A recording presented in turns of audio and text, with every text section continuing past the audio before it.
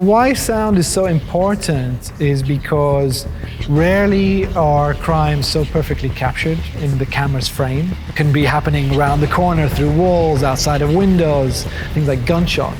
You're talking things that move 900 meters per second. I was a musician. I was shouting in bands, and I saw a course called Sonic Arts. And it was a course that was really good. It had a science track as well as a arts track.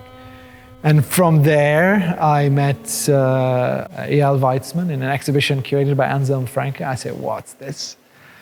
And I started reading the books, and then I met it, and then I did my master's with him, and then my PhD with him, and was part of that first cohort that became forensic architecture. One very significant example was my work with forensic architecture on the investigation into Saidnaya prison, 2016.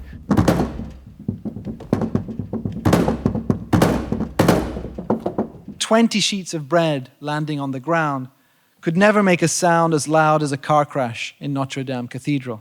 But then I realized in attempting to measure the sound of a door, I had inadvertently measured the intensity of hunger."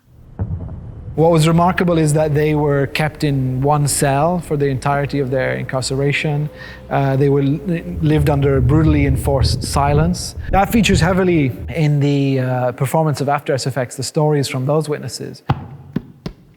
That sort of, sharpened all that knowledge and research and way of thinking about sound into a kind of political project. And from there, did my own work and then established Earshot. Earshot is an organization I started in 2023. We're now, one of the foremost audio researchers in the world when it comes to state crimes and environmental rights. We do a lot of audio ballistic analysis to be able to find out the truth of what's happening. Witnesses identified several settlers firing handguns. The interval corresponded to what was registered by the camera. It's always a battle against gaslighting. And in this context, we see green and clean energy used, and they tell them this is the future. This is, we're just producing clean energy. What's to not like about that? In fact, of course, it also meets the objectives of ethnic cleansing.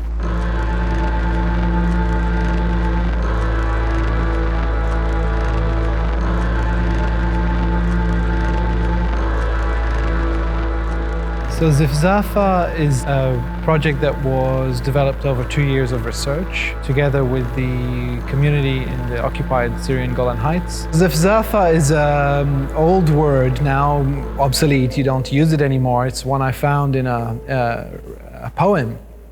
And in the poem it describes that it's a wind that shakes and rattles everything in its path.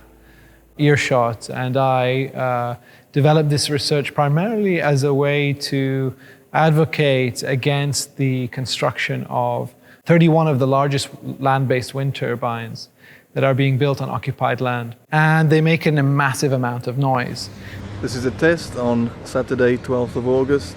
We're standing by the tallest wind turbine. The recordings we took and the measurements we took to be able to produce a simulation were taken from Geildorf, Germany, where the nearest resident is 5 kilometers away and still says they can hear it.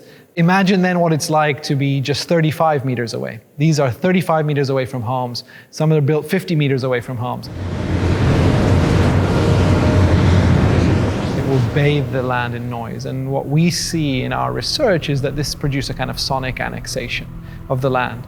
A place where they go for open space and in the summer and to live on the land and to be part of and to maintain a connection to their land is being ripped from them. So our job was to really show the destructive force of these turbines. They're not destructive in terms of causing hearing damage. They're just below that threshold.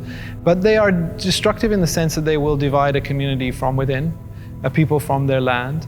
And they sort of break the bonds, the acoustic bonds that are vital to a community.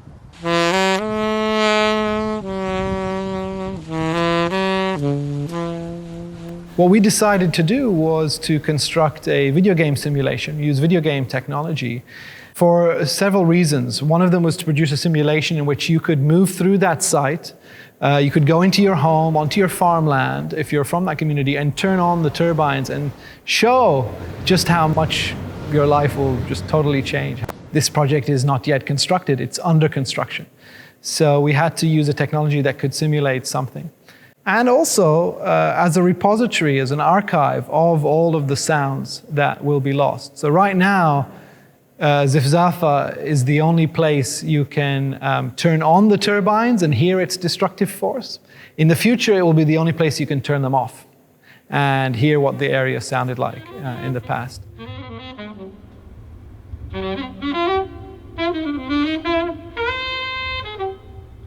One of the other works that are in this exhibition, one is called Wind Ensemble. And it's this very exuberant performance on a saxophone by a Julani saxophonist called Amr Mdah. He's always playing, he's a very accomplished musician, but he's always playing outside, he's always playing in the environment. I found it really strong, you know, the connection sort of like between the environmental and his breath and the sort of performances he gives.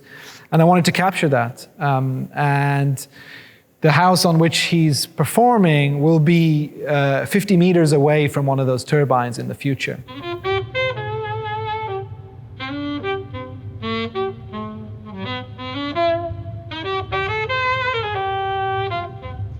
It's really now, with such amounts of disinformation circulating, with such attack on journalism and international and cooperation and international institutions, that we need to advance all fields of investigative practice. There's so much reflection on that work. There's so much to be said. Political theories unfold, whole ways of thinking sonically become present, and those are things that cannot be contained in a human rights report or in a news cycle. Those reflections end up in museums like this, and from there kind of open up a whole, all the kind of complexity that shows us about the world.